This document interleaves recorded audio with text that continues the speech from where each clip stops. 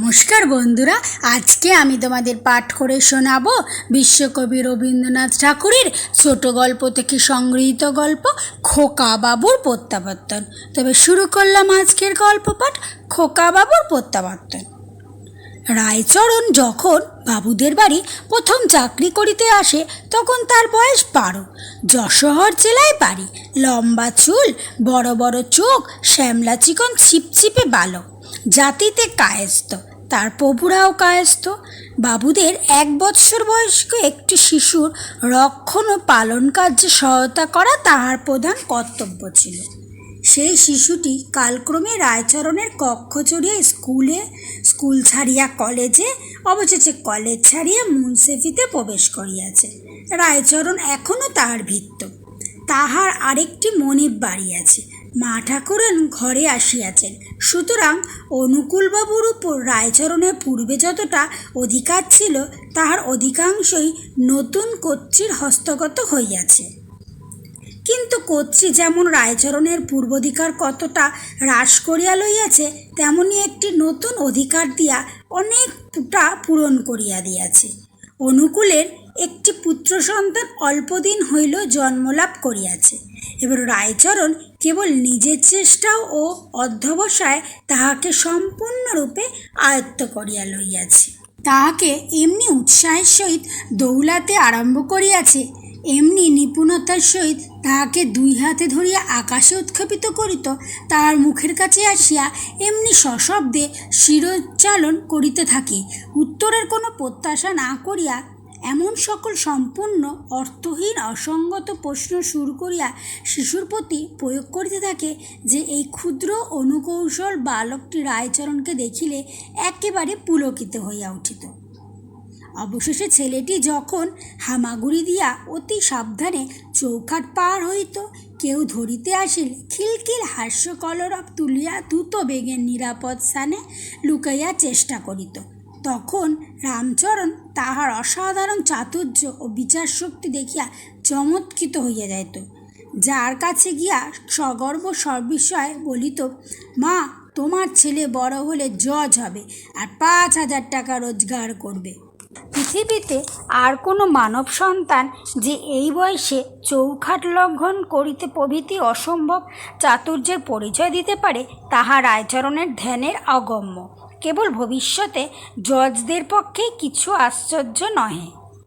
অবশেষে শিশু যখন টলমল করিতে চলিতে আরম্ভ করিল, সে এক আশ্চর্য ব্যাপার, এবং যখন মাকে মা, পিসিকে পিচি এবং রায়চরণকে চন্ন বলিয়া সম্ভাষণ করিল, তখন রায়চরণ সেই প্রত্যায়িত সংবাদ যাহার তাহার কাছে ঘোষণা করিতে লাগিল।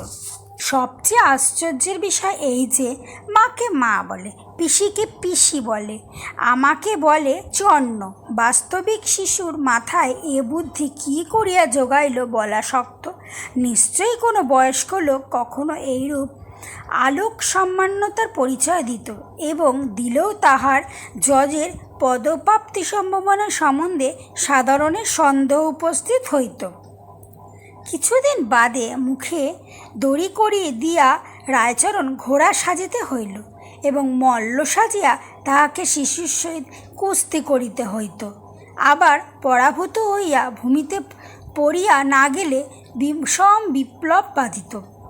এই সময় অনুকূল পদ্মা তীরবর্তী এক জিলিয়া বদলি হইলেন। অনুকূল তাহার শিশুর জন্য কলিকাতা হইতে একটা ঠেলা গাড়ি লইয়া গেলেন। সাটিনের জামা এবং মাথায় একটা জরির টুপি, হাতে সোনার বালা, 2 পায়ে 2 গাছি মল পড়িয়া রায়চরণ নবকুমারকে 2 বেলা গাড়ি করিয়া হাওয়া খাইতে লইয়া যাইত। বর্ষাকাল আসিল। ক্ষুদিত পদ্মা উদ্যান, গ্রাম, শস্যক্ষেত এক এক গ্রামে মুখে পুরিতে লাগিল। বালুকচরের কাশবন এবং ঝাউবন জলে ডুবিয়া গেল। পাড় ভাঙার অবিশ্রাম ঝুপঝাপ শব্দ, জলের গর্জন 10 দিক মুখরিত হইয়া উঠিল, এবং দ্রুত বেগে ধাবমান ফেনরাশি নদীর তীর তীব্র গতিকে প্রত্যক্ষ গোচর করিয়া তুলিল। অপরাহ্নে মেঘ করিয়াছিল, কিন্তু বৃষ্টির কোনো সম্ভাবনা ছিল না। রায়চরণ খামখেয়ালি ক্ষুদ্র প্রভু কিছুতেই ঘরে থাকতে চাইল না। গাড়ির উপর চড়িয়া বসিল। রায়চরণ ধীরে ধীরে গাড়ি ঠেলিয়া ধান ক্ষেতের প্রান্তে নদীর তীরে আসিয়া উপস্থিত হইল। নদীতে একটিও নৌকা নাই, মাঠে একটিও লোক নাই।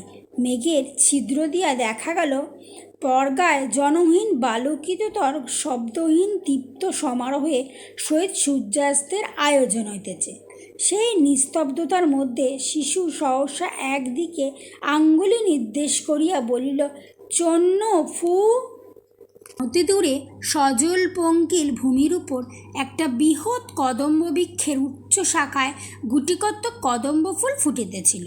সেই দিকে শিশুর লুব্ধ দৃষ্টি আকৃষ্ট হইয়াছে। 2-4 দিন হইল রামচরণ কাঠি দিয়া বিদ্ধ করিয়া তাহাকে কদম্ব ফুলের গাড়ি বানাইয়া দিয়েছিল। তাহাতে দড়ি বাঁধিয়া টানিতে এত আনন্দবোধ হইয়াছিল যে সেদিন রায়চরণ আর লাগাম পড়িতে হয় নাই। ঘোড়া হইতে সে একেবারে সহিসের পদে উন্নতি হইয়াছে।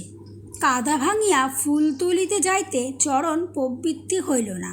তাড়াতাড়ি বিপরীত দিকে অঙ্গুলি নির্দেশ করিয়া বলিল, দেখো দেখো, ও ই দেখো পাখি, ওই উড়ে গেল। আয় রে পাখি, আয় আয়। এইরূপ অবিশ্রান্ত বিচিত্র কলরব করিতে করিতে সবেগে গাড়ি ঠেলিতে লাগিল। কিন্তু যে ছেলের ভবিষ্যতে জজ হইবার কোনো সম্ভাবনা আছে, তাহাকে এইরূপ সামান্য উপায় ভুলাইবার প্রত্যাশা করা বৃথা। বিশেষত চারিদিকে দৃষ্টি আকর্ষণের উপযোগী কিছুই ছিল না, এবং কাল্পনিক পাখি লইয়া অধিকক্ষণ কাজ চলে না। রায়চরণ বলিল, তবে তুমি গাড়িতে বসে থাকো, আমি চট করে ফুল তুলে আনছি। খবরদার জলের ধারে যেও না বলিয়া হাঁটুর উপর কাপড় তুলিয়া কদম্ব বৃক্ষের অভিমুখে চলিল। কিন্তু ওই যে জলের ধারে যাইতে নিষেধ করিয়া গেল, তাহাতে শিশুর মন কদম্ব ফুল হইতে প্রত্যাবৃত্ত হয়ে গেল। সেই মুহূর্তে জলের দিকে ধাবিত হইল। দেখিল জল খলখল ছলছল করিয়া ছুটিয়া চলিয়াছে। যেন দুষ্টুমি করিয়া কোনো এক বৃহৎ রায়চরণের হাত এড়াইয়া 1,00,000 শিশুর প্রবাহ সহস্র কলস্বরে নিষিদ্ধ স্থানামুখে দ্রুত বেগে পলায়ন করিতেছে।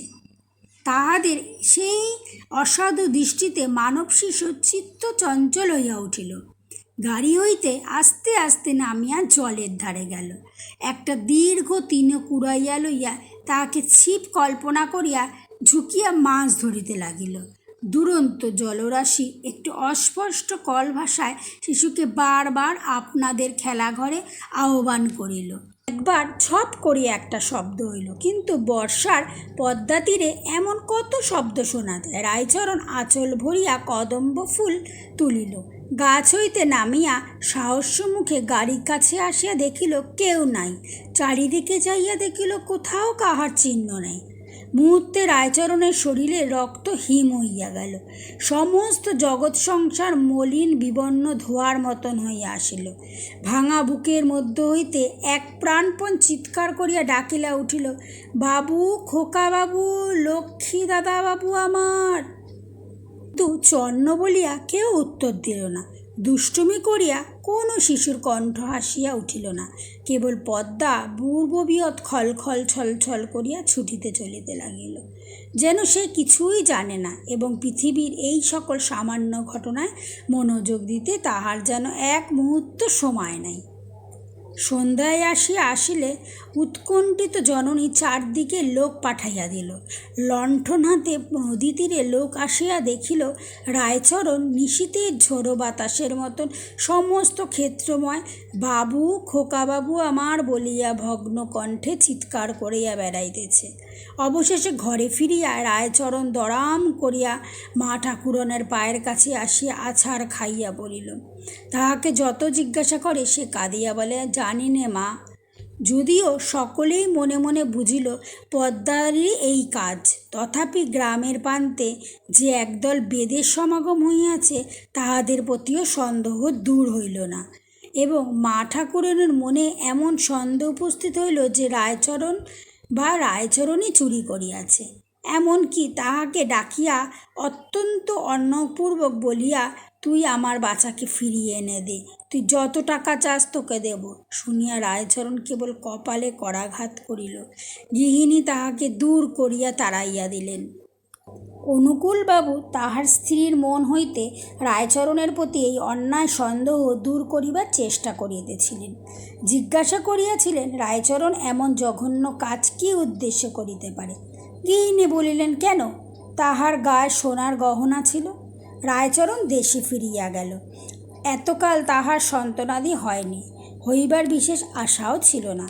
কিন্তু দৈবক্রমে বৎসর না যাইতে তাহার স্ত্রী অধিক বয়সে একটি পুত্র সন্তান প্রসব করিয়া লোকলীলা সংবরণ করিল।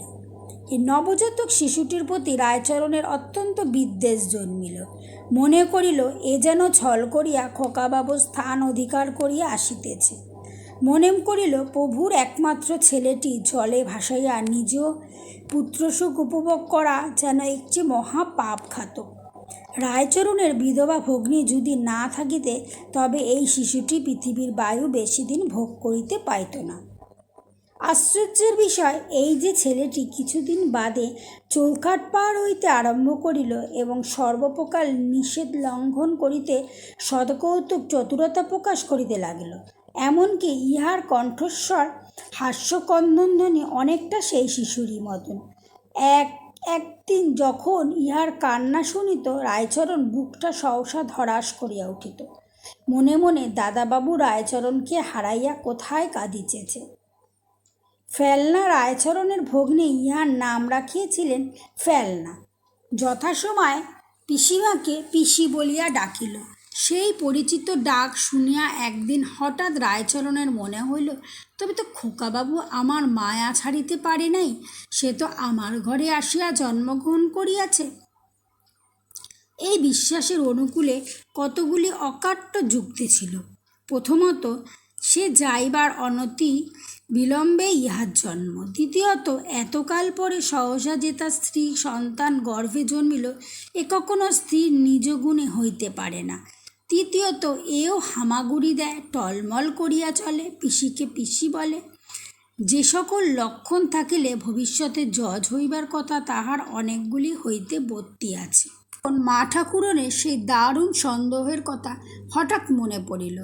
আশ্চর্য হইয়া মনে মনে কহিল, আহা, মায়ের মন জানিতে পারিয়াছিল তাহার ছেলেকে চুরি করিয়াছিল, তখন এতদিন শিশুকে যে অযত্ন করিয়াছে সেজন্য বড় অনুতাপ হইল।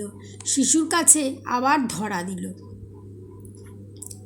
এখন হইতে ফেলনাকে রায়চরণ এমন করিয়া মানুষ করিতে লাগিল যেন সে বড় ঘরের ছেলে।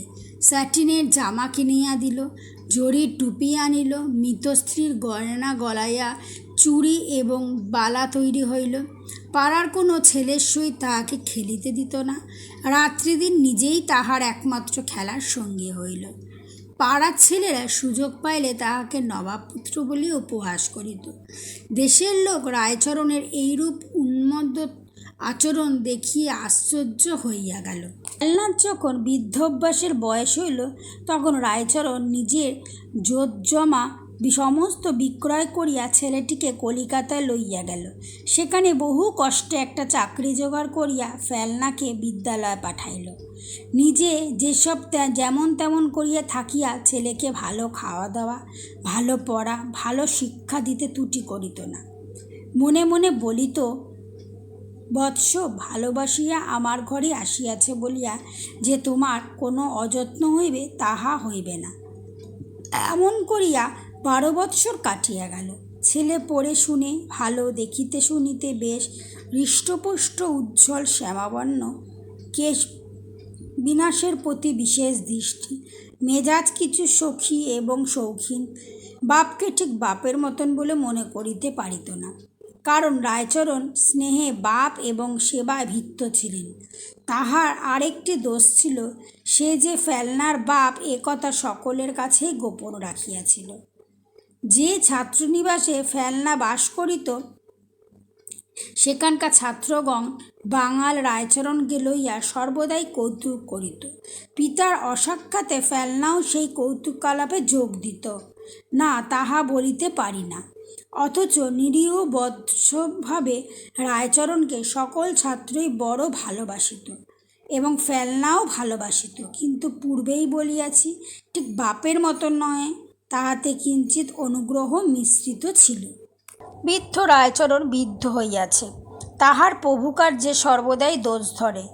বাস্তবিক তাহার শরীরও শিথিল হইয়া আসিয়াছে, কাজেও তেমন মন দিতে পারে না, কেবলই ভুলিয়া যায়। কিন্তু যে ব্যক্তি পুরো বেতন দেয় বার্ধক্যের ওজর সে মানিতে চাহে না। এদিকে রায়চরণ বিষয় বিক্রয় করিয়া যে নগদ টাকা সংগ্রহ করিয়া আনিয়াছিল তাহাও নিঃশেষ হইয়া আসিয়াছে। ফেলনা আজকাল বসনভূষণের অভাব লইয়া সর্বদাই খুঁতখুত করিতে আরম্ভ করিল। একদিন রায়চরণ হঠাৎ কর্মে জবাব দিল এবং ফেলনাকে কিছু টাকা দিয়া বলিল, আবশ্যক পড়িয়াছে কিছু, আমি কিছুদিনের মতো দেশে যাইতেছি। এই বলিয়া বারাসাতে গিয়া উপস্থিত হইল। অনুকূলবাবু তখন সেখানে মুনসেফ ছিলেন। অনুকূলের আর দ্বিতীয় সন্তান হয় নাই। গিন্নি এখনও সেই পুত্রশোকের বরে মধ্যে ঘরে লালন পালন করিতেছে। একদিন সন্ধ্যার সময় বাবু কাছারি হইতে আসিয়া বিশ্রাম করিতেছেন এবং কর্ত্রী একটি সন্ন্যাসীর নিকট হইতে সন্তান কামনায় বহুমূল্য শিখর আশীর্বাদ কিনিতেছেন। এমন সময় প্রাঙ্গণে শব্দ উঠিল, জয় হোক মা। বাবু জিজ্ঞাসা করিলেন, কে রে? রায়চরণ আসিয়া প্রণাম করিল, বলিল, আমি রায়চরণ। বৃদ্ধকে দেখিয়া অনুকূলে হৃদয় আর্দ্র হইয়া উঠিল। তাহার বর্তমান অবস্থা সম্বন্ধে সহস্র প্রশ্ন এবং আবার তাহাকে কর্মে নিয়োগ করিবার প্রস্তাব করিলেন। রায়চরণ ম্লান হাস্য করিয়া কহিল, মা ঠাকুরনকে একবার প্রণাম করিতে চাই। অনুকূল তাহাকে সঙ্গে করিয়া অন্তঃপুরে লইয়া গেলেন। মা ঠাকুরন রায়চরণকে তেমন প্রসন্নভাবে সমাদর করিলেন না। রায়চরণ অতি প্রদীর লক্ষ্য না করিয়া জোরস্তে কহিলেন, প্রভু মা, আমি তোমাদের ছেলেকে চুরি করিয়া লইয়াছিলাম। পদ্মাও নয়, আবার কেউ নয়, অতি কৃতঘ্ন অধম আমি। অনুকূলে বলিয়া উঠিল, বলিস কি রে, কোথায় সে? আজ্ঞে আমার কাছেই আছে, আমি পরশ্ব আনিয়া দেব। সেই দিন রবিবার, কাছারি নাই। প্রাতকালে হইতে স্ত্রী পুরুষ দুজনাই উন্মুখভাবে পথ চলিয়া বসিয়া আছেন। 10টার সময় ফেলনাকে সঙ্গে লইয়া রায়চরণ আসিয়া উপস্থিত হইল। অনুকূলের স্ত্রী কোনো প্রশ্ন কোনো বিচার না করিয়া তাহাকে কোলে বসাইয়া তাহাকে স্পর্শ করিয়া তাহার আঘ্রাণ লইয়া অপৃত নয়নে তাহার মুখ করিয়া কাঁদিয়া হাসিয়া ব্যাকুল হইয়া উঠিলেন। বাস্তবিক ছেলেটি দেখতে বেশ বড়, বেশভূষা, আকার প্রকার দারিদ্র্যের কোনো লক্ষণ নাই, মুখে অত্যন্ত প্রিয়দর্শন বিনীত সজ্জল ভাব দেখিয়া অনুকূলের হৃদয়েও সহসা স্নেহ উচ্ছ্বসিত হইয়া উঠিল। তথাপি তিনি অবিচলিত ভাব ধারণ করিয়া জিজ্ঞাসা করিলেন, কোনো প্রমাণ আছে? রায়চরণ কহিল, এমন কাজের কি প্রমাণ করিয়া থাকিবে? আমি যে তোমার ছেলে চুরি করিয়াছিলাম সে কেবল ভগবানই জানে, পৃথিবীতে আর কেউ জানে না। অনুকূল ভাবিয়া স্থির করিলেন যে ছেলেটিকে পাইবা মাত্র তার স্ত্রী যেরূপ আগ্রহের সহিত তাহাকে আগলাইয়া ধরিয়াছেন, এমন প্রমাণ সংগ্রহের চেষ্টা করা সযুক্তি নহে। যেমনই হোক, বিশ্বাস করাই ভালো। তাছাড়া রায়চরণ এমন ছেলেই বা কোথায় পাইবে এবং ভৃত্য বয়সে তাহাকে অকারণে প্রতারণাই বা কেন করিবে? ছেলেটির সহিত কথোপকথন করিয়া জানিলেন যে সে শিশুকাল হইতে রায়চরণের সহিত আছেন। রায়চরণকে সে পিতা বলিয়া জানিত, কিন্তু রায়চরণ কখনও তাহার প্রতি পিতার ন্যায় ব্যবহার করে নাই, অনেকটা ভৃত্যের ভাবই ছিল। অনুকূল মন হইতে সন্দেহ দূর করিয়া বলিলেন, কিন্তু রায়চরণ, তুই আর আমাদের ছায়া মাড়াইতে পাইবে না। রায়চরণ করজোড়ে গদগদ কণ্ঠে বলিল, প্রভু, বৃদ্ধ বয়সে কোথায় যাইব? কর্ত্রী বলিল, আহা থাক, আমার বাছার কল্যাণ হোক, ওকে আমি মাপ করিলাম।